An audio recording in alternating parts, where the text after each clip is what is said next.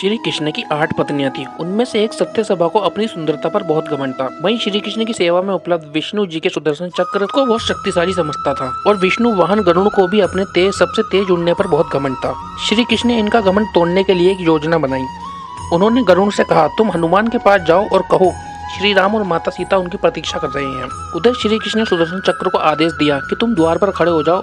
इस बात का ध्यान रखना कि मेरी आज्ञा के बिना कोई भी अंदर नहीं आ पाए। श्री कृष्ण ने खुद को श्री राम के रूप में धारण कर लिया और सत्यसभा को कहा कि आप देवी सीता की तरह तैयार हो जाइए। गरुड़ हनुमान जी के पास जाकर कहते हैं, आपको श्री राम और माता सीता याद कर रहे हैं, आप मेरी पीठ पर बैठ जाए, मैं आपको ले चलता हूँ। हनुमान जी कहते हैं, आप चले, मैं आता हूँ। गरुड़ सोचता है, यह वानर कितनी देर में आएगा, इससे पहले तो मैं पहुंच जाऊंगा। गरुड़ जब वापस महल जाता है तो वो देखता है हनुमान जी उनके सामने बैठे हुए हैं श्री राम के साथ। वह अपनी सोच पर बहुत शर्मिंदा होता है। श्री राम पूछते हैं, आपको द्वार पर आने से किसी ने रोका नहीं? तो हनुमान जी अपना सर नीचे झुकाकर मुंह से अपने सुदर्शन चक्र को निकालते हैं, उनके सामने रख देते हैं।